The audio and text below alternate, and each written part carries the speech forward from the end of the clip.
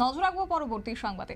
গাড়ির ধাক্কায় মর্মান্তিক মৃত্যু হয়েছে এক পত্রিকা বিতরকের, এবং সেক্ষেত্রে জানা গেছে যে তার বয়স আনুমানিক ৪৬ বছর, নাম আশিস দেবনাথ, এবং এই ঘটনা আমতলী থানাধীন হাপানিয়া এলাকায়। এই মুহূর্তে কি আপডেট রয়েছে শুনুন।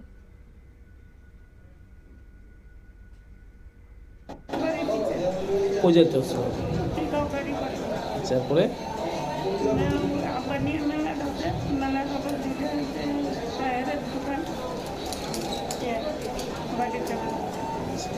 বাইসাইকেলে আসতো, গাড়ির ড্রাইভার আর ড্রাইভার মালিকে ধরা দিচ্ছে টানা।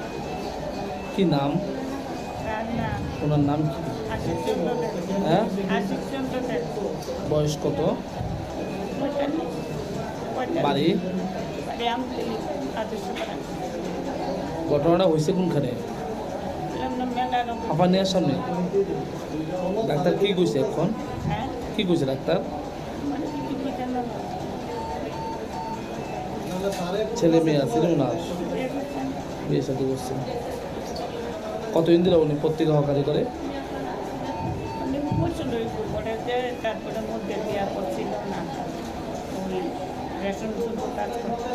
এখন আবার যে গাড়িটা আপনারা শুনলেন সংশ্লিষ্টের বক্তব্য। অবশ্য যে বিষয়ে জানা গেছে যে নিহত আশিস দেব তখন বাইসাইকেলে ছিল এবং পেছন দিক থেকে এসে ধাক্কা মারে একটি গাড়ি, যার ফলে ঘটনাস্থলে সে ছিটকে যায় বাইসাইকেল থেকে, এবং তারপরে দমকল বাহিনীর কর্মীরা তাকে উদ্ধার করে হাপানিয়া হাসপাতালে নিয়ে আসে এবং সেখানেই তার মৃত্যু হয়েছে।